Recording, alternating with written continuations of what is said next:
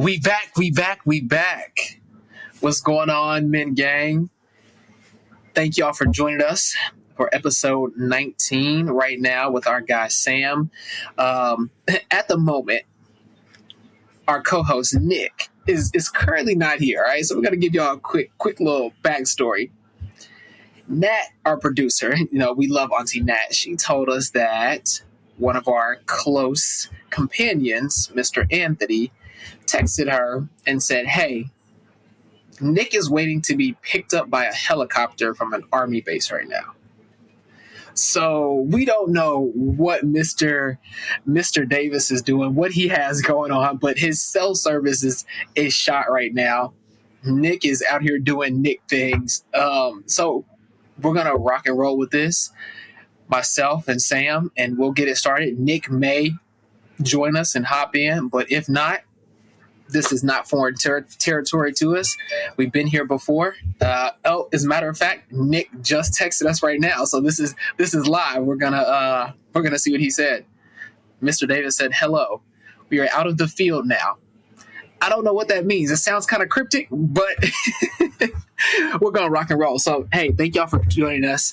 Episode 19, Men to Mind podcast. We have Sam here joining us today. As always, people, like, subscribe, share. Please just get the word out there. Spread it to your family and friends or somebody you think may enjoy this. Again, the goal is to just help people with day-to-day life. Anything that can be relatable and get to one person is our goal, at least right now. So, Mr. Sam, welcome. Thanks for joining us on this wonderful Monday evening. I'm going to go ahead and let you introduce yourself. Just tell us a little bit about who you are, where you're from, your background a little bit, how you got connected to Nick, and then we will jump into things here, sir. Yeah, awesome. Thank you so much for having me. I'm really excited. For sure. Definitely tuning in. I'm listening to all the episodes you guys have been releasing. I'm excited for the next We like that. Yeah. I've been plugging it too. I have a couple friends I've put it on, so hopefully that helps grow the audience a little bit. But yeah, so again, my name is Sam. Originally, I'm from Wisconsin. I played high school sports. I played football and basketball, and then went on to play college football for about 2 years at a small Division III school. Ended up suffering an injury. Had to quit, unfortunately, but stayed around the team. I've always thought of myself as like a player coach, so I kind of stayed in that mindset the whole time. And then eventually, once I graduated, I'm like, well, I don't know what to do with a psychology degree, so I'm like, let's do something with sports. So I found Florida State. It was warm. It's not Wisconsin, which is what I wanted. And then that's where I met Nick Davis. He was a second-year master's student. I was a first-year student. So I talked to him quite a bit. And then now we work at the same company. So different location, but I also work on an Army base just in Missouri instead of Tennessee. So.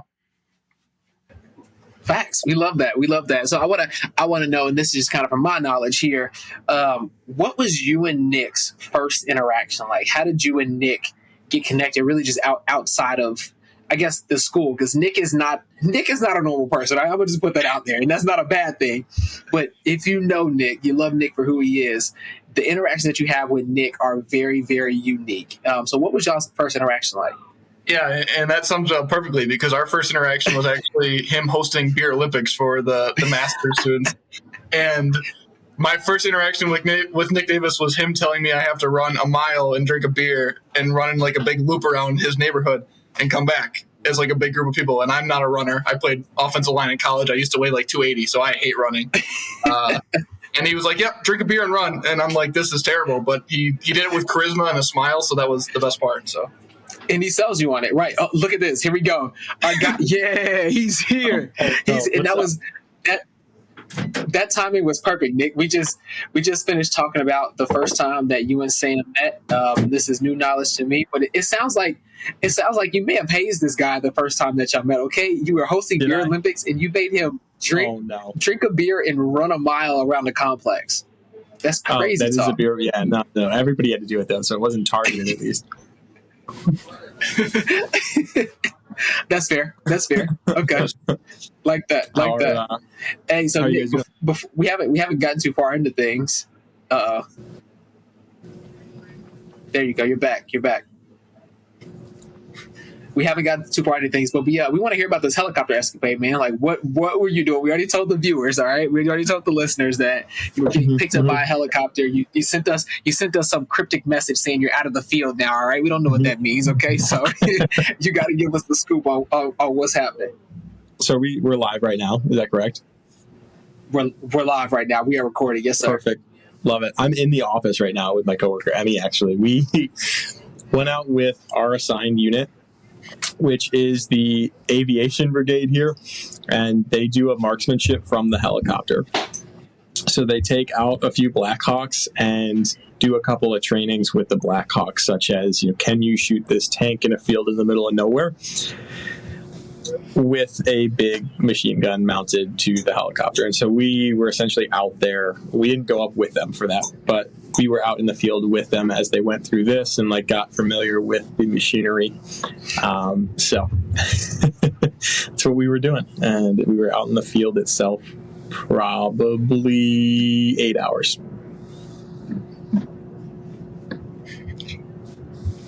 Okay. All right. We're going to... Hopefully we can decode that. So I think that's actually the military trying to stop you from telling us what was going on, because that was super choppy. So we probably caught 10 words out of every. I heard Black Hawk, choppers, a couple of gun, right? So we don't know exactly what that is. So Nick, let's put you on mute for a minute, just until your video stream maybe catches up. But cool. So Sam, kind of like I mentioned when we were in the green room talking here for a bit, you go ahead and tell us kind of what you're passionate about. You said you want to stay with athletics. You always kind of saw yourself as a player coach in that realm. So talk about that for a second and how your mind got to that, how you realized that was something that you wanted to do. Yeah. So I love coaching in general. So even when I was a player, I never saw myself as the most talented player, but I always was the one that would remember everything. I remember plays. Whenever kids had a question, they're like, hey, go ask Sam before they'd ask the coach. And so I've actually gotten the chance now, since I've graduated. I've coached basketball teams for a couple of years, and now I coach a high school football team as well. And I just really enjoy impacting young athletes. I think that's the best thing you can do in life. It's one of the most impactful things you can do. So. Yeah, no, I totally agree. As a matter of fact, this is also my first year coaching track and field back in my high school that I graduated from. And like you said, it is very impactful, very rewarding. So I totally feel you there. What is your position with the team? Are you assistant coach to offensive lineman? Are you head coach? Kind of what you got going on here? You nailed it. Just assistant coach. I work with the offensive line, and then we're a small coaching staff, so I'll work with the defensive line as well. So I kind of go back and forth. So. Got you. That's dope. Did you ever see yourself going back to coach high school ball? And do you have any aspiration to coach at the next level?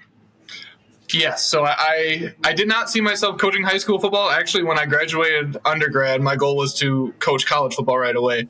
But there's a lot of weird connections that need to be made in order to coach college sports. You kind of have to either play D1 or know someone who played D1. Facts. Yep. So I'm like, you know what? Let's just get a job in a field I like. And then I ended up finding a high school where I work that was accepting, and it's been really fun to work with them. And I really think I enjoy high school more sometimes because of the purity of the sport. It's way more fun to have the kids and the enjoyment. So. No, I totally understand that. I want to ask a question that I hope is not off brand, but because this is my first year coaching, what is your experience been like with your high school kids? And I know that's very vague. I'm trying to ask this I don't want to lead you towards an answer that or a conclusion that I've made myself. I'll leave it at that. What has your experience been with your high school kids over the past couple of seasons, or with the teams that you have coached? How do you grow those relationships? How do you see the kids interact with each other versus maybe when we were in school or in high school? Kind of what does that dynamic look like to you? Yeah, that's a great question. I think a lot has changed, and maybe that's just the old man in me, classic, shake your fist at the youth, because that's kind of the way I've gotten. But they definitely interact so much differently than I feel like I did when I was in high school. And a lot of it has taught me new ways. There's a lot of really good things they've taught me. And then there's some things where I can just shake my head and I'm not sure what to do with that. But I guess my experience is a little different because I'm coaching in a high school that I've never been to. I moved here and then I just picked it up. I would be curious what your perspective is as someone who's coaching where they actually went to high school, because that's kind of what I would be interested in doing at some point as well. So. Oh man, so my we're maybe 3 months in, and I'm realizing more and more that it is the interaction I'm having with the kids. Like you said, it is very rewarding.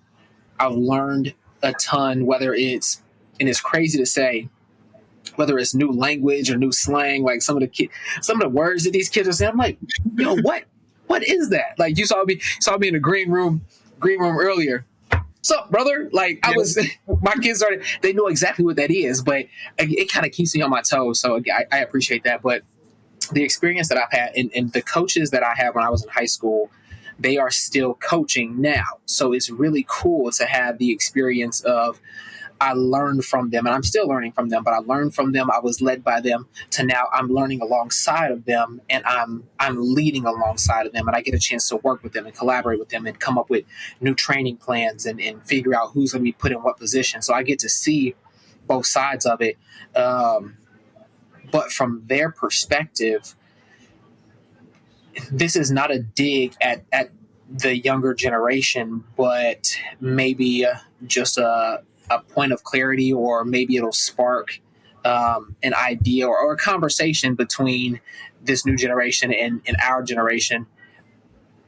I've been told that the effort and willingness um, to hurt, to want to succeed, which sounds bad, but I understand kind of what the coaches were saying. The ability to communicate, like there are so many fundamental things. I think that's what it comes down to. The fundamentals that we learned were not, I guess, translated, or they have not seen that in the kids that we have now. And I graduated high school back in 2014, so it's quite literally been a decade since I graduated, and now I get to see some of these same kids in over 10 years. It's extremely different. The work ethic, the what's the word I'm looking for here?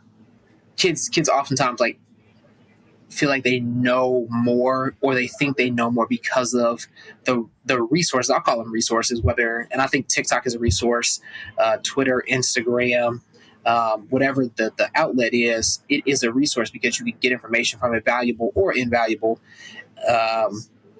But they have that ability to pick it up and to learn and at least ask questions. So they think they know more, but there is also, and this is my opinion, I think there is a little bit of a lack of listening skills there. I think they're quicker to speak versus slower to speak, much faster to listen. So those are just a couple of the things that I've noticed over the past couple months working with the kids. And one more thing, I guess the biggest thing I've noticed is their willingness to trust. I have found that it took a long time for me to get in with them, for them to accept me as a coach, to believe what I have, believe like the training plan I have for them, the weight room plan that we have, whatever it is. And I think the way I got in was I did the work with them. I would go out on runs with them. I would do workouts with them. I would get in the weight room and lift with them. And once they saw me shoulder to shoulder next to them, they were like, okay, like he's one of us. He's cool. We can keep him around here. So those are some of the biggest differences I've seen. Yeah, I think that's a great point. I mean, I like to call this the age of empowerment and the age of knowledge for a lot of people, because, and that's not That's a bad good. thing. Empowerment's Right. great, right? But everyone feels like their opinion is always the most important one in the room. And so Yeah. if you're always just talking, I mean, they've watched TikTok videos for hours of people talking at them, just talking at them. And if you're actually get in and do it, I've had the same experience. So usually when my kids don't listen to me, I have to demonstrate things and actually show them that I'm physically willing to do it. And that usually gets a lot more buy-in as well.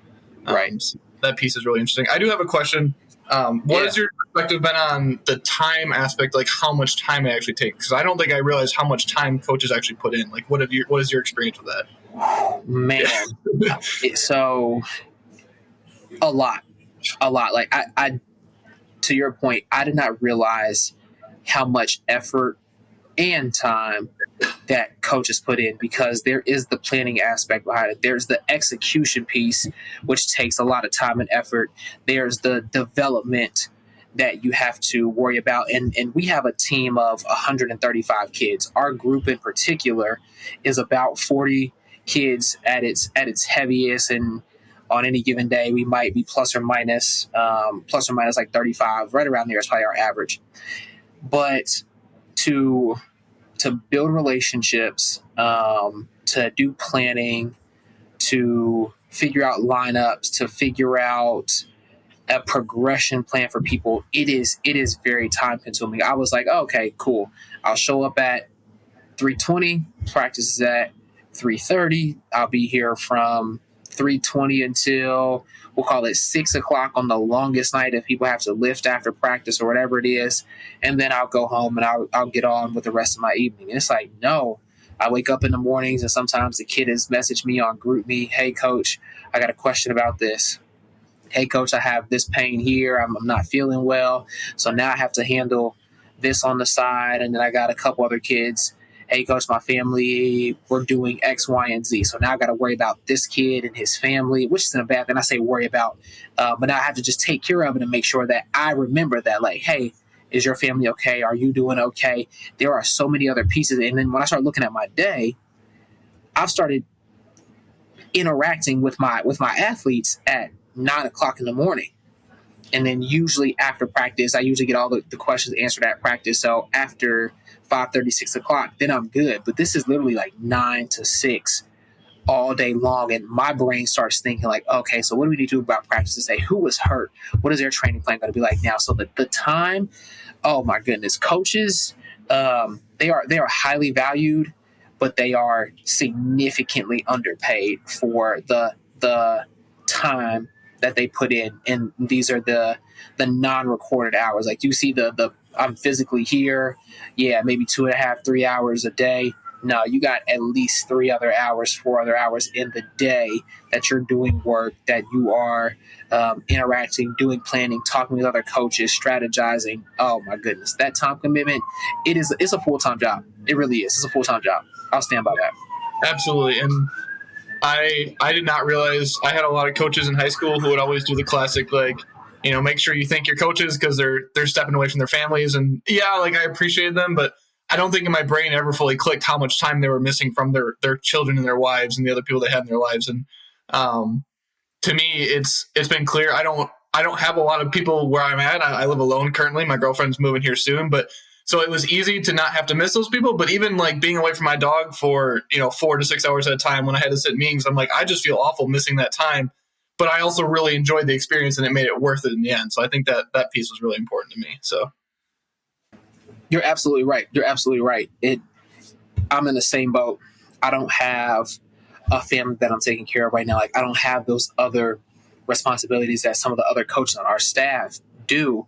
And I think about like, dang, I hope that they show up for their families the same way that they show up for these kids, because it's just as important. But when you start stressing yourself thin, I think it is easy to cut some of those corners with the people that you love. It shouldn't necessarily be the case, but I could definitely see how that happens. I fully understand that. And then when you take it to the next level, the collegiate level, that's a whole different ballgame. Yes, that is a whole different ballgame. I couldn't imagine that. And so even though I do want to coach collegiately down the road, like that is something I'll have to take a real hard look at and be like, is this the life that I want to live, and how long can I live this for before my family starts getting the short end of the stick, and I maybe feel like I'm neglecting people over here. Like there definitely has to be some balance discussed and a big picture look before jumping into something like that. Yeah, and I fully agree. The one nice thing I think about the collegiate side of it is you do get an increase in pay, generally speaking, and it does turn into your actual job. So like when it's your job, it's a little easier. But yeah, absolutely. I think that was my brother. I don't know if y'all can hear that. That was he's playing the game. I don't know what he's doing. That was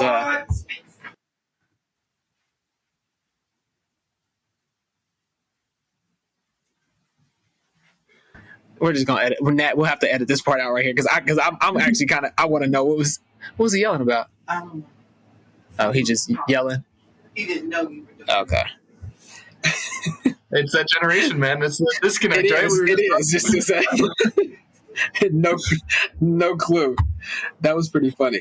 So I want to actually jump back to more athlete focused conversation. What are some of the skills or the intangibles that you've seen in some of the I'll call them the best athletes that you coach, or the ones who are more receptive to what it is that you have to say and develop faster as time goes on?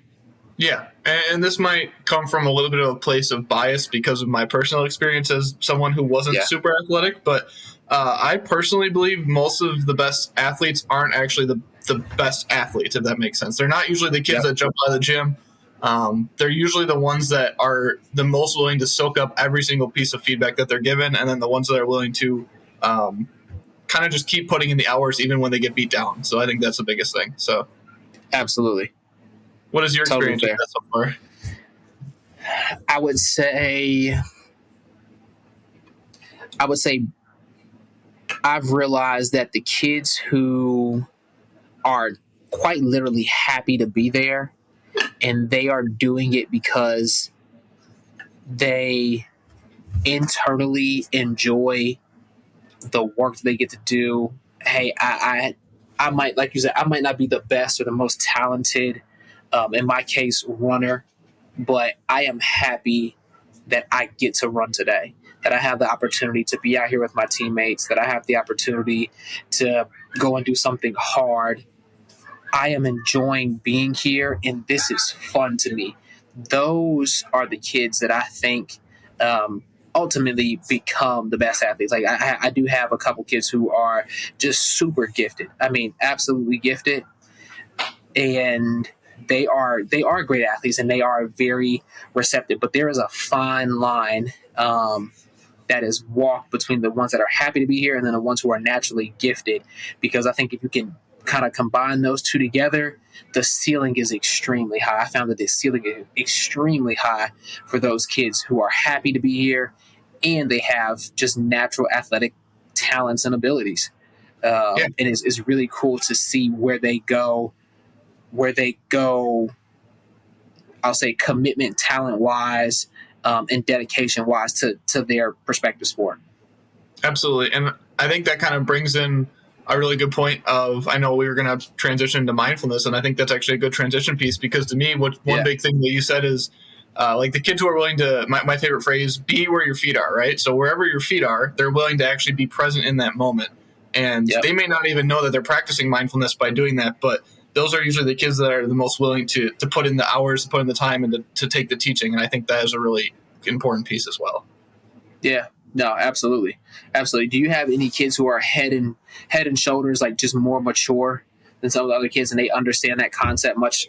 I guess they've learned that concept a lot quicker.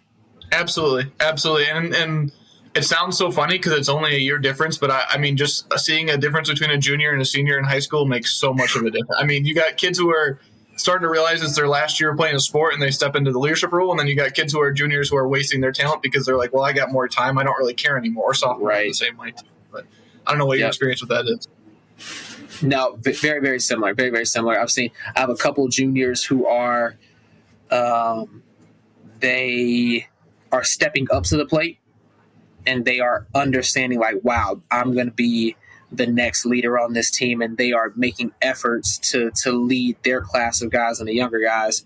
I have some seniors, a lot of seniors who are that way. I do have some seniors who are childish. I think it's just the nature of the beast. And then my younger guys, a couple sophomores that are teetering the line. If their friends are a little less serious, they tend to be a little less serious. They got a couple who are like, hey, yo, let's get it together. They tend to follow that crowd. So I got a couple that teeter the line. And my freshmen, they're just lost. They're just out here. They're just like, hey, this is my first time. You know what? I'm just here. All right, I'm here, coach. And then I can appreciate that. Those are the guys that I try to pour into a little bit more. Like, hey, you know, you even though you are a freshman, this school year is just about over. So you're going to have people looking up to you next year, and this is how you build a program. Is you started with a freshman class and you ingrain it in them so that they would teach it to the next freshman class, and that class teaches the next freshman class, and it just becomes a part of the culture of that squad. So probably very, very similar to what you've been experiencing. Absolutely. And you actually brought up a really good point when you mentioned the friend group aspect of it.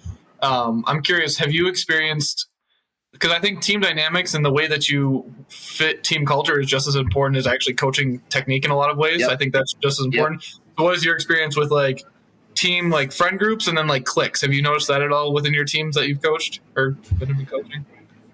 So I've definitely noticed it. And I think with track and field, it is a little different because the friend groups typically develop based on ability and the time that you run, the meets that you're at. Like we have a host of guys going to a pretty elite meet this weekend, and it's maybe 7 guys.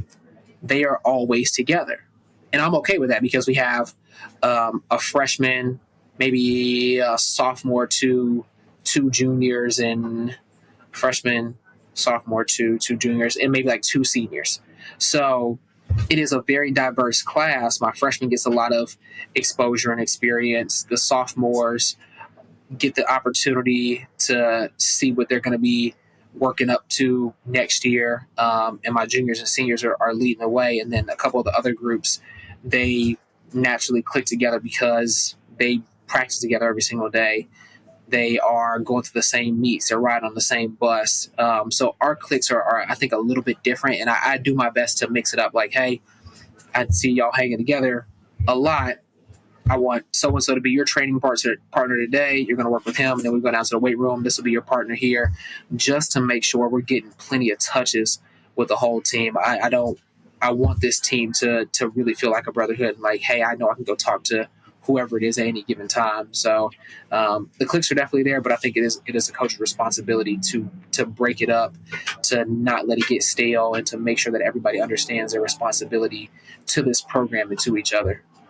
Absolutely. And I love that. I think one big thing that stuck with me that I've heard from others is that you'll remember the coaches that made an impact on your life more than you'll ever remember the coaches that taught you the right form or were willing to give you some of the pointers, because it's normally the ones that asked you about your day, like asked you like important questions about your family, actually cared about you as a person. That's a person that you still call coach when you see them 30 years later, right? You still say, hey, coach. But you're not going to do that with someone who is just yelling at you all the time, telling you how to run right. And that's just kind of the impact I think you can have on athletes. And that team dynamic and that team culture part, I think a lot of coaches, especially myself when I started, you overlook it. Like you just want to give them all the skills that you have, all this knowledge. And then you're like, wait a minute, like these are still kids. They're still humans. I need to connect with them. I need to make sure that they're having a good day. They might have had a bad day at school, right? Their friends might have made fun of them. They might not have done their homework. Like something might have went wrong. And if I just come in here trying to tell them what to do, they're not going to listen to me. And I think that connection piece is really important as well. So, yeah. Even to what you just talked about in, I guess, or around, they're talked at every single day. Like it is, whether it's by their parents, by their teachers, and then they're fighting to talk amongst their friend group. They are talked at all day long. And so the opportunity for you to listen, to allow them to give you a little bit of information, and that way you have a genuine conversation with them is huge. I feel like some of the best relationships I have with a few of the athletes, I ask them one question, they will just talk for a minute, and then I'll have an opportunity to speak on something again. So I think that's a really good point. Nick, I think you just came off mute. You got something for us? I did. I was going to ask you how you guys navigate that. To me, not as a coach, but was definitely a shy athlete. How do you engage those conversations with people who maybe aren't as extroverted? That's a good question. I know in football it's a little different. So I know Mike talked about his athletes hanging out based on their ability. In football, you're hanging out more based on your position group. So it really doesn't matter if you're good or bad. If you're an offensive lineman and you're one of the bigger kids, you're going to go hang out with all the other offensive linemen. If you're a linebacker or whatever. So the shy kids tend to get dragged along by default by their position groups. It's when you get into like a whole team setting that I think they start to disappear. And for me, I was also a shy athlete. I hated speaking up. I was a lead by example kind of person. And it's really, I like to stand in the back. Like when our head coach is talking, I'll usually just kind of stay in the back and I'll kind of just like walk around and just kind of see who's really paying attention and engage them in conversations whenever it's appropriate. I think that's my favorite way of doing it, but I'm not sure if you got a different example of that, Mike. Or So I'm probably the opposite, and Nick would co-sign this. I'm gonna be the first one to speak up, the first one to jump into action, the first one to get the party started. Like, that is just my personality, big personality. I come in with a lot of energy, and I want everybody else to match that energy. Does it happen all the time? No. But what I do is I see the kids, or even just friends, whoever it is, who bring that same energy. And it's very easy to see the people that shy away from it, especially as a coach. Like, my eyes are becoming more and more trained to see the kids who are shy. So they probably hate me for it, but what I do is I put them on the spot. Like, I might ask them, hey, what route are we running today? In no name in particular, hey, Alex, tell us about your day.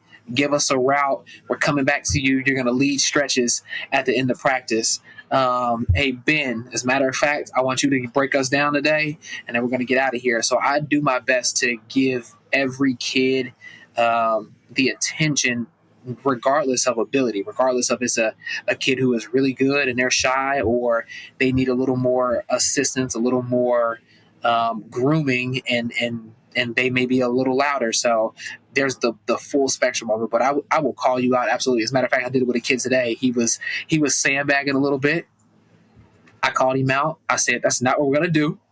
I said, so let's get back on this line, and you're going to run this again. And some of the kids, like, he was even shocked, because I think he typically fades to the back and blends in a little bit more and probably doesn't get as much attention as some of the other kids. But I was like, no, I see you. And so without telling him I see you, I think he understood that, like, oh shoot, like, there are eyes on me. Like, I can't fade or be in the background as maybe as much as I want to. So I'm gonna call him out. 100% all day, every day. I love that. And I'm curious what Nick's perspective is on that, because I know me personally, even though I was a shy athlete, if I had a coach that would do that, such as you, I enjoyed that, because I liked the challenge. And I was one of the kids that was shy, but I also liked the spotlight when I got it, if that makes sense. So I was usually that kid that wouldn't speak up, but whenever I'd get the chance to speak up, it was kind of like my shining moment, and then I would fade back into the background. So. Yeah, I would agree with that. And I have no idea. Nat might be very upset right now if the audio's fuzzy because we're on the highway. But I completely agree. I just didn't know how to initiate it myself, was the big thing for me. Mike is one of the best people I've come across, in particular about asking questions that make you think. And my answer to the question would have been similar, where if I was given a question that I didn't have a pre-programmed response to, that was a great way to get me out. And if you're going to throw me on the line and have me run, as long as there's support at the end, I might push back a little bit trying it, but having someone who supports me as a person and just wants to see me succeed, I'd be over it by the end of the rep. So I love both the answers from you guys. Yeah. And as a matter of fact, Nick, that's exactly what happened. We were running 300s at the end of practice. We had 6 by 1,000-meter repeats today, and then 2 by 300 meters hard.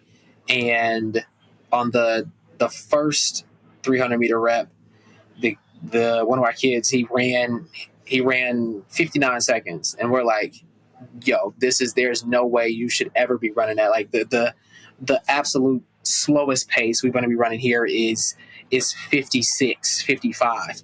The next rep, he goes out and runs 50 seconds, almost 10 whole seconds faster. I said, yeah, we're not doing that. We're not sandbagging. I said, get back on this line and run one more. And so it was the first hot day that we've had this spring. It's been 20 degrees hotter today than it has been pretty much our entire training period for outdoor season. So the kids are already gassed. So I put him back on the line, and he's standing there, and I know he's hating me right now, but I said, you're not running 300. I said, give me 100 meters hard. That's it. So I let him get all worked up, thinking he had another 300 meters. So give me 100 meters hard. He ran 100 meters. I said, don't sandbag. I said, I know you have more in you. I'm just challenging you because I want you to be better. You're going to have my support, but you got to promise me that you won't sandbag. You give it all you got. If all you got in you is 59 seconds, cool. But when you're running harder than that on the second rep, I said, I know you're sandbagging. He was like, yeah, you're right. So, Nick, to your point, the support is there. Us as coaches and as support staff, I'll say, want people in general to do well. And sometimes it takes a little extra push coming from us to get that out of them. Definitely. And Mike, I want to know, can I hire you as my hype man? Because I think I need a hype man for my football team. It sounds like you fit that Perfect. Hey, listen, you can, if you got a video call me in, I will drive over. Absolutely. Absolutely. I will come over. I would enjoy that. I'm more like Nick. I'm the quiet, more a little bit like inquisitive, kind of focused in my own way, and I need someone to like be my internal voice and just start yelling and getting everything out and get the excitement up, because that's just not my style. Got it. There's a Key and Peele skit, and maybe we'll have to drop the link to it. There's a Key and Peele skit of them being the interpreters for something. I can't remember exactly what it is, but Sam, you would say something very civil and your Sam tone here, and then I come up behind you and I'm like, nah, that ain't what he say. Okay, listen, this is how it's gonna happen right now. Okay, straight up, we doing it this way, no questions asked. It's a hilarious skit. So absolutely, you let me know when you want me to come over. Nick and I will make a trip up there. All right, Nick, we gotta slide over for a minute. We'll make a trip, get the fellas hyped, and then we'll bounce back to where we gotta go. I'm all for it. Absolutely. I cannot wait. That sounds like a perfect situation to me. So that's awesome. For sure. So shifting back to mindfulness, what are some techniques that you have learned that you try to teach your athletes on, whether it's how to be present, how to stay engaged, how to focus, how to overcome, whether it's a mental block, a challenge? What are some of those things that you teach them and talk to them about? Yeah. That's an excellent question, and I will start out by saying that I was one of the biggest skeptics of mindfulness when I first learned about it. I thought it was a lot of baloney, to be honest with you. I mean, that's just the way my mindset was. But I think a lot of it comes with that personal growth, and I don't want to use the word journey because I know you guys use that in a previous podcast, but a lot of it was my mindfulness journey. So it's how I've been able to put it into my own practice and then apply that to giving it to others. So for me, just being mindful while I'm stretching. So really focusing on the way my body feels and kind of paying attention to the sounds around me. Stuff like that is a really big aspect of my life. And I'm hoping that I can show that, kind of pass it along to those athletes. I know when I was a high school kid, I wouldn't to listen to someone talking about mindfulness. I just think I wouldn't have. But if I can even get them to learn about the topic so they know about it when they get older, I think that is the biggest takeaway in my opinion.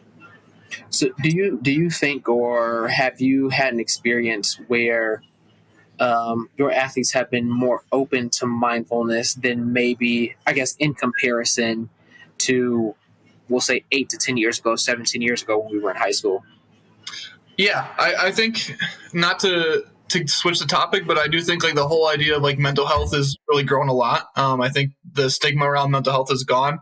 And so talking about some of those mindfulness techniques that can kind of help heal the brain and help the brain stay in the moment are a lot more accepted nowadays, because I do think it was a little bit taboo when we were in high school. I know that if you were talking about having problems with your brain, you'd probably be sent to a psychologist, right? That's just the first place people would send you, or a psychiatrist. But a lot of these kids have a lot more deep insight than I would think. It's more about how you pull it out of them and the language they use, like we talked about earlier. They use language I don't understand, but it's still a point that connects. I think that's the more important part. So, no, for sure. Go ahead, Nick. Oh, I completely agree. And maybe this is a different direction that you're about to jump in with, Mike, but I'm curious to hear from Sam. What would you define the differences between a mindfulness and a gratitude? I think both are widely applicable, but how would you define the separation? I use the 3 pillars of mindfulness. So I use acceptance, awareness, and non-judgment. I think those are the big 3 pillars in my mind. Gratitude is a little bit of that, but I think gratitude plays more into just when times are good. I mean, it's easy to have gratitude when everything's good. I think mindfulness is more about acceptance of the situation you're currently in and still being able to perform and push through and persevere is really where I kind of draw that line. So, I love that. And I think mindfulness, truthfully, is a vessel in a way to get to gratitude in some ways, right? I know we've got our skills that we teach that technically are copyrighted, but focusing on the good throughout the day. And there's a lot of cool research on the benefits of that, but it's powered through mindfulness. And so I like the way that you put that. I think there's a subtle difference. And to answer some of Mike's question as well, and I'll toss it back over to him, but ways to get people to practice it, kind of distracting them with a cue to help them focus. And so if you want it to be a more mindful cue, you can. The reason I bring up gratitude is it's really easy to invite some of those good things that have happened to someone throughout the day and sit in that a little bit longer and really try to say, okay, well, what led to that? How can you get more of that? Things like that. And that really kind of creates some of that culture that I think you guys were talking about earlier, is the more you do that, the more that becomes the norm, the less that you have the complaining, the lot the not giving your all at the practice. Some jumps there, but in general, I think it helps. Right. No, I totally understand that. And I think that when I think about some of my guys who maybe struggle a bit more, we'll call it like performance anxiety. They show up for practice. They're phenomenal in practice, but when it comes to the meter or it comes to the game, like they have a problem putting all the pieces together and completing the circuit. It is something that I myself have been learning so I could help them be better versions of their self. So any tips or tricks that you all have that I could use for them, like I asked Nick, hey, Nick, would you be interested in talking to one of my guys for that exact reason? He struggled just to put the pieces together when it comes to racing. And he's even told me, like, coach, like, I'm phenomenal in practice. I just don't know what it is about a race that I have a hard time with or that I struggle with. So it's a learning process for me as well. And I would love if you all would share anything that you've done or any tips or tricks that you have that I can share with my athletes to help them along their journey and make sure they're getting everything they can out of me and I'm giving them everything I can. Yeah, and this is getting a little bit away from mindfulness, which I think is okay. But I think one big thing I really like to focus on is the fact that nerves is just the body's way of telling you that you're ready to perform. So I used to try to fight off nerves. I used to try to do breathing techniques and get rid of them, and I wanted to get them away from me as fast as possible. And then at one point, it's like a switch flipped, and I'm like, you know what? It's okay to be nervous. And that is that mindfulness piece, right? I accepted the fact that I was nervous, and I really started to learn that I enjoy the nerves, I enjoy the butterflies, and it actually allows me to feel more free. So I think that's a really key point, is allowing them to understand that being nervous isn't a bad thing. Society tells us nervousness and stress is always a bad thing, and I don't think that's true. I don't think that's accurate. So that's good. That's really good. Yeah, building on it, I mean, look at the symptoms when you're excited for something or when you're stressed about something. Your body reacts a certain way. Your heart rate's going to go up. You pump the blood faster. Your blood pressure's going to raise. Your kind of jitters might come around in both excitement and nervousness. The muscle tension, all of that, very, very, very similar. So like Sam said, it's easier to flip that than it is to get rid of it. And so if you can change how you're thinking, accept where your body is at and use that for you instead of fighting it, you're going to ideally perform more true and authentic to yourself, which is what we really want. Leave it all out there and accept what is or what wasn't, as long as it was your best. So I like that. I like that a lot. I don't want to get too far away from mindfulness here. Sam, for anybody who may have picked up this podcast at episode 19, the current episode we're on, or maybe even a few episodes into the podcast, do you mind telling them what mindfulness is, how they can practice mindfulness, what that looks like in their day-to-day life, so they have an idea of kind of where we're going, and what we're intending for this podcast to be about? for sure. So mindfulness, like I said, the 3 pillars is where I really go for my definition. So that's that awareness, that acceptance, and that non-judgment. So I like to think of it as almost like a string. You got to work along those 3. So normally you have to build awareness first. So you really have to be aware of the way you feel. And most of us aren't aware 99% of the time of the way we actually feel. We think we might be, but we're not really fully aware. And once you build that awareness, it really goes into that acceptance piece. So you have to just be able to accept the way you feel. You got to be able to give up control. It's really hard for us as humans to give up control. We want to control everything in this world. But you really got to be able to accept it. And then the hardest part by far, in my opinion, is the non-judgment. So understanding that you're not always going to feel great. You're not always going to have the perfect day.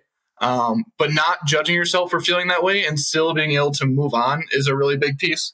As far as practice goes, for me, most people say, well, I don't have time, right? They usually think of mindfulness as meditation. That's usually the biggest connection.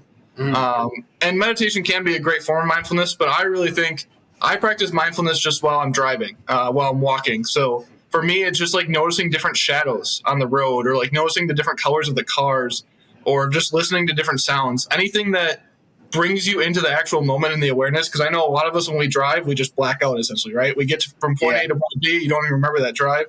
But it really is just being more aware of your surroundings, and then also just being aware that the way you feel in the moment isn't the way you're going to feel forever. So you have to accept that, and you have to be able to kind of move on without judgment, if that kind of answers your question. Yeah, and I build off that a little bit too. I think that's phenomenal. Working with the 3 pillars, that awareness, like you said, is crucial. It's usually step 1. A simple body scan is a great way to practice it. Like, when's the last time, Mike, as somebody who, maybe, I would say out of the 3 of us, I could be completely wrong, but not as much of a background with any like mindful practices. When was the last time you thought about how tense your forehead and eyebrows were?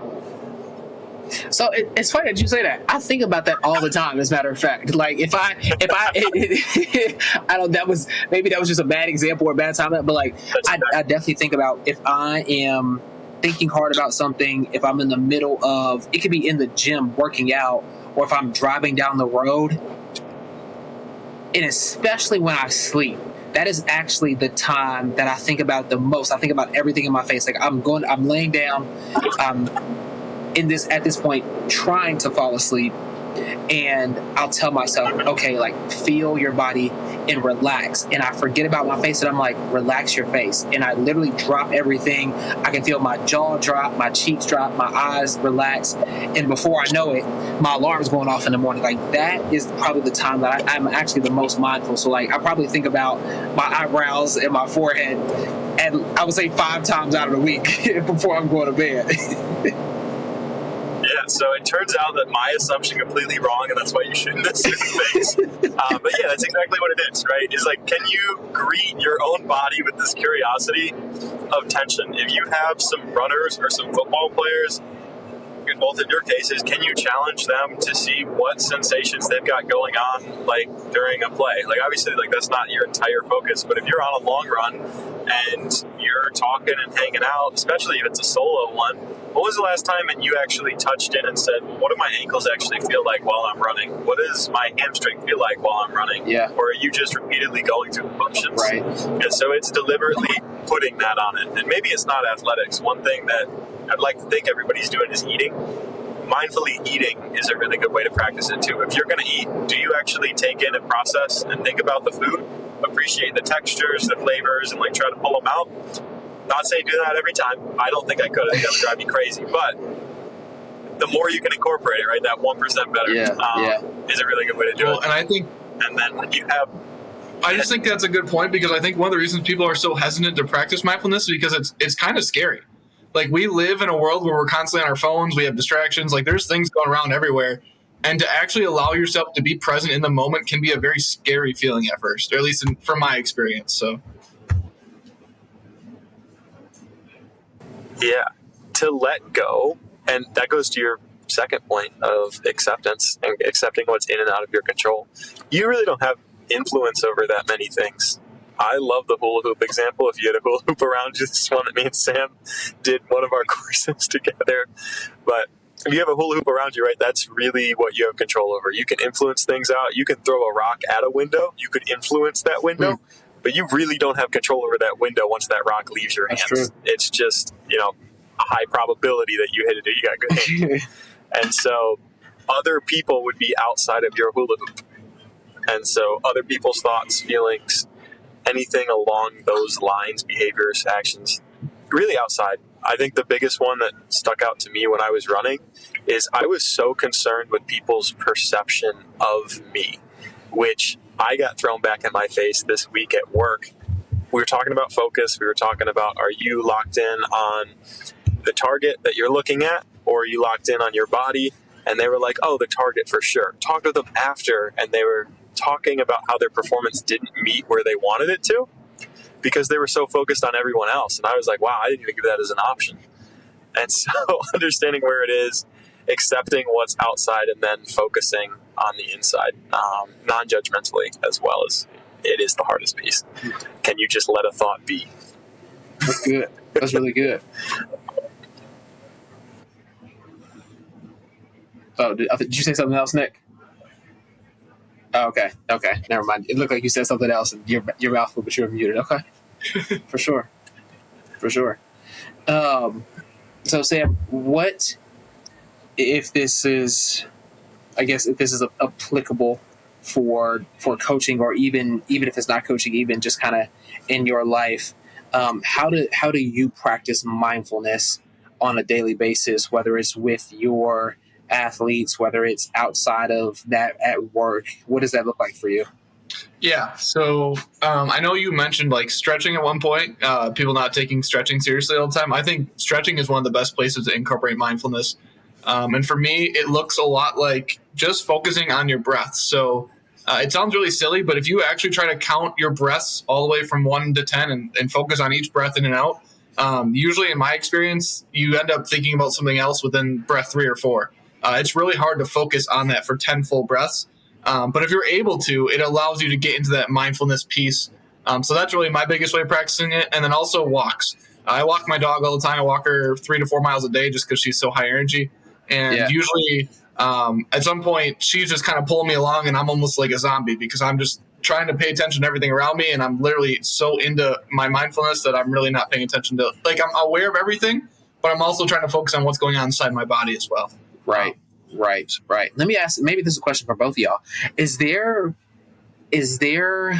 a time maybe that you all can remember, or is there a point in mindfulness, or when you're practicing mindfulness, that it becomes a detriment to you? Because Sam, you just talked about how you sometimes become a zombie in mindfulness because you're aware of so many other things that you maybe miss kind of what's going on right in front of you. Is that a thing? I think it can be. I definitely know people psych themselves out, right? If you're too worried about the way you feel all the time, I think that can be a detriment to performance. I think Nick would probably agree, but I'm curious what his thoughts are on that. Yeah, I would actually go to the attention grid. I think it 100% is in line with Sam's answer, but depending on the task you're doing, your focus could be too narrow or too broad. Right. And so if you are doing let's go with football. If you're running a play, you're the quarterback, or really any position, and your focus is on every individual on the defense, and you're going back and forth between the linebackers, the safeties, the D-line, and like how everybody's lined up, trying to read what coverage they're going to be in, there's a chance you miss the whistle or you miss the snap, and that's not beneficial. And so that would be an example where maybe you are being mindful and taking the time to deliberately seek out all of these things. Right in the middle of a good thought. Oh man, right in the middle of a good thought. Nick, I hope you can remember what you're saying right now, because whenever you come back on, and maybe you can hear us. So if you can hear us, stop talking, because this sounds like this is going to be a really, really good point. And we probably need to mark this clip, as a matter of fact. I'm going to go ahead and do that. Mike, I have a question. I got a question for you. Not to take away from Nick if he comes back, but because it seems like you're definitely interested in ways you can incorporate mindfulness into your athletes. What do you think would be the best? What do you think would be the best time from someone who doesn't have as much experience with it? Maybe the best time, you ask? Yeah, like when would be the best time? Like during practice, or like when do you think you'd be able to get them to buy in the most?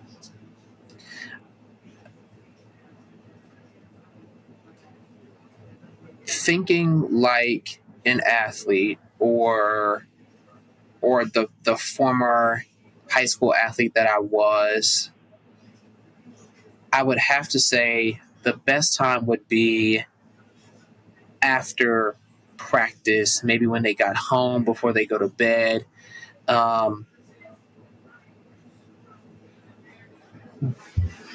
Because I guess, again, I'm thinking just from personal experience of when I run, when I work out, like, and maybe working out is a little slower paced, quite literally, than running. But there are many times where my mind is going so fast.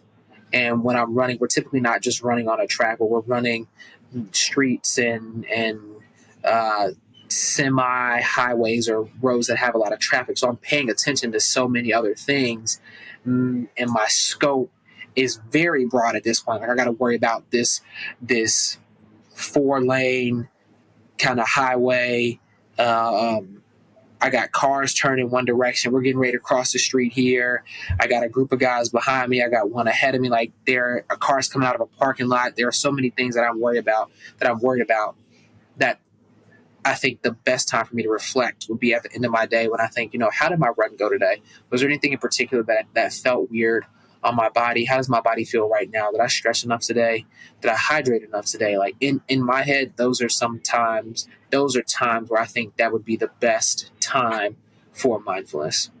I think that's right on. I think that kind of almost loops back and answers your question of, is it harmful to have too much mindfulness in the moment? Because I think it can be, but I think the really important thing is taking time to go back and actually process the day. A lot of times we don't go back and process the day. So you may not think of that as mindful, or maybe not you, but people may not think of that as mindfulness, but actually going back and trying to recognize some of those other sensations that you weren't able to pay attention to in the moment because there was a semi that was going to hit you, or there are people next to you, can be another form of mindfulness that I think can be immensely impactful, especially for high school athletes who have so many different things pulling them in different directions every single day. So that's good. That's really good. While we're on this topic and we're nearing our hour mark here, I want to ask you, and Nick and I have started to do this more frequently. What is a way that we can practice mindfulness this week?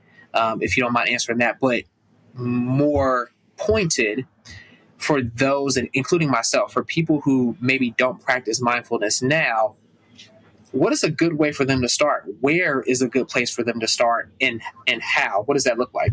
Yeah. So one really, really good way, if you want to look it up, is using some form of deliberate breathing or box breathing. That's something that if you look at box breathing, Navy SEALs are all over it. It's a lot of different techniques to lower your heart rate and kind of calm your body down. For me, is that the 4x4? Is box breathing 4x4? Okay, I've seen that. Got 4 it. in, then you hold for 4, and then 4 out, and then you hold for 4. Yeah. Okay. And that can work really great because a lot of times allowing our bodies to get into that relaxed state allows for mindfulness to flow a lot more clearly. Because if your body's super amped up, we know the mind-body connection, your mind's going to be amped up as well. Yeah. And then the other big one for me is it's a little cliche, but journaling. So putting your thoughts on a piece of paper is honestly the best way to practice mindfulness when you're starting out. Because that's really good. When they're all in your head, it's all jumbled and there's so many things that pop in and out. But if you get them all on a piece of paper, you can actually go by one and actually focus on each one. And I think that's really an impactful thing that I like to do every night. So, no, that's super dope. That's super dope. And let's see if Nick, you're back, man. You are. I don't know if you could hear us when we were telling you to stop talking because the point you were making was phenomenal. But if you remember what you were saying, if you want to finish that thought, go ahead. What was the last thing you heard? Quarterback looking at the defense, and then you might miss the snap. That was the last thing you said. Oh, I think that was most of the point. But yeah, if you're focused on every intricacy of the defense, you might be super mindful. You might be taking in a ton of information, but that doesn't mean that it fits the performance that you're looking at. And so if the performance requires you to get the snap and there's more of a progression than please try to take all things in at all times, then that wouldn't be productive, but it would be very mindful, Mm-hmm. And so depending on the performance that you're doing, depends on maybe where your attention should be. There's also something to be said about whether you should be mindful or it would be best for you to be mindful for that performance, internally or externally. The same way it's broad or narrow. And so are you focused on one individual thing or are you focused on a bunch of different things? Are you focused on your body in that task or are you focused on everything around you during that task? And what matches what you want to do? When you go on the line, Mike, where is it important that your focus is and where wouldn't be productive? Right. No, that's a good point. I'm sorry, those are good points, I should say, not just one point here. But Sam and I, we were also talking about what is a good place for people to start. How do they start for those who maybe haven't practiced mindfulness before or are not as familiar with it? I think it tends to work better when you start in a quiet place. You guys might have hit on that. Outside is naturally more mindful. So if you can get outdoors, there's a lot of research to say that in itself is better than an office. That's a lot of the very early phase why your Google headquarters is an open space, or why your big companies are more of an open space office, is when you go in and you are in a cubicle or a very confined physical space. Mentally, you also feel confined. You feel the weight of that. And so if part of being mindful is this awareness and this acceptance, this non-judgmental piece, you probably don't want to go somewhere that's got a lot of rigid things. And so take that how you will, but parks, open spaces tend to be really good. But anything that you're going to have downtime in as well. So you can challenge yourself.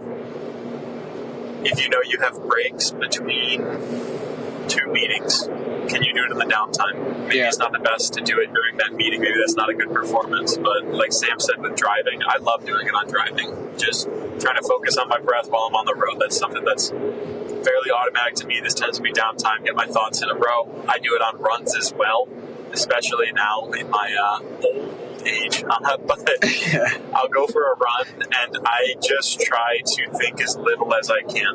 I'm either going off a tangent or focus on my breath, come back to my breath, and attempting to not beat myself up when I lose track of my breath. That's another key. But yeah, and then the last one, they do guided meditations. And so I know we said you don't have to do meditations by any means. They can give you an introduction at least into what you're looking for, and there can be guided meditations that talk you through where to put your focus. Okay. Just take what you like, what you don't like, and then run with that at different points in your day. See where you can apply it. Again, I'd recommend downtime, but what do you guys come up with?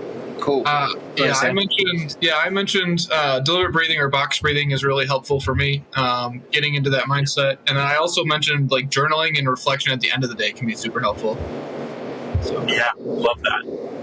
Yeah, especially getting the pen to paper, really fire the neurons. Yeah. Maybe we can look to add a couple of resources to the description or some of the details of the cast, so people they don't have to really search hard. We can be that resource for them and have that here. So maybe that'll be part of our work and our task this week for them. But we are also nearing our hour here. What is a way that we can practice mindfulness this week, or we can encourage others to practice mindfulness this week?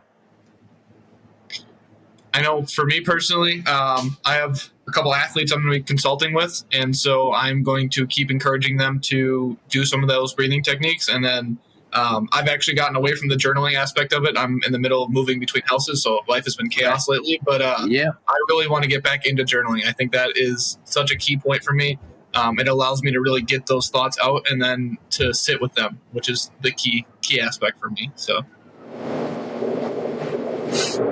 Yeah, I love that. I try to journal sometimes with people too, and we started this a couple weeks ago again. We've fallen off, we've gone back and forth, but we're doing an exercise challenge amongst some of my friends, and the last week there were a couple times where we just took a video of our 3 good things for the day during that challenge. And so trying to reemphasize that a little bit more in line with that gratitude side of things, but they can be things that are mindful in that moment, instead of maybe reflective. And so what's 3 things I notice, anything that I feel I'm seeing, I can incorporate that in that video. And so I think that's a really good way for me to do it and spread it amongst others too. Oh, that's good. That's good. I think as the novice of the group, Nick, I think you just picked a poor example. I still consider myself the novice of the group when it comes to mindfulness here. I'm going to encourage a few of my athletes to practice that, the ones who have openly expressed, like, I struggle with X, Y, and Z, whether it's performance, it could be school, it could be family things. Like I'm going to encourage them to practice some of these things and see how I can help them out. And then for myself, I really enjoy the box breathing. Like I had heard about it before. I saw a couple things on it. The box breathing helps me out a lot. And I've also realized, Sam, very similar to you, journaling, like just getting thoughts out of my head. It allows me to rest so much more easy at night, and I feel refreshed when I wake up in the morning, not weighed down with some of the things that I have to do tomorrow or the 2 days from now. Everything is out, and if it's important enough, it'll stick in my head. If not, it's just a thought I have to get on paper. So I'm definitely going to do myself a favor and continue to get some of those things down. It makes me feel like a better person, and hopefully I am a better person because of some of the mindfulness I'm practicing. I love that, and I will throw in one bonus tidbit, if you will. But when you're asking yourself the questions and reflecting and journaling, a lot of it is focusing, at least for me, on the hows and the what sensations, rather than simply, did you do well at this? Did you not do well at this? And so I think a great way that you can encourage that in other people is focusing on that. How did that feel? Walk me through this, and more of, again, that process or that outcome. Yeah. And that'll help them implicitly be thinking about some more mindful tendencies rather than just, was this a success or was it not? That's good. That's good for sure. For sure. Sam, any final thoughts that you have that you want to share with the viewers? Any free plugs? If you have any information that you want to get out to people, feel free to plug yourself right now. As much as this is for the masses, we want to give you the opportunity, one as a thank you, but also as a way to get more information out there and to continue to be a resource for people. Yeah, definitely. I do have a consulting business, so if you have any athletes that are interested, I know I don't want to steal from Nick's thunder because I know we're all kind of working for the same athletes, but Winning Edge Sport Consulting. So if you want to look up, I got a website. It's actually got a blog, so I've been writing a few blog posts. So if anyone has any information or questions. Other than that, honestly, I really enjoyed this experience. I hope at some point I can possibly get back on the show because I really just like talking to you guys. And if you need more help in a way outside of it, just producing or whatever, I'm happy to help as well. Because I think it's important for people to have an outlet and have it in such a wholesome and genuine way, because it's not made for content. It's just made for what we know and what we want to talk about. So, absolutely. We appreciate that. And if I was a betting man, I'd say we might take you up on an offer. Okay, we can always use some extra hands around here. It's always nice to have an extra set of eyes or some hands on some work. So we appreciate you volunteering and offering yourself as a resource. It'd be cool. And again, just to spread the word and to be a light for people who may need it. This is awesome. So Sam, we appreciate you for hopping on. Nick, we appreciate you for getting connected with Sam at the good old Florida State University. This is episode 19, y'all. As always, please just like, subscribe, share. Get the word out there. Just share it with people who you all think can use it. Even if they decide not to listen, it's there for them as a resource. So if they do decide to go back and they say, hey, let me check this out and see what it is, it's there for them. We are here for the people. We're here to have genuine conversations. If you all have any questions, as always, feel free to hit us up at Men to Mind. We're here for y'all. This is episode 19 with Sam. We appreciate y'all, and we out of here.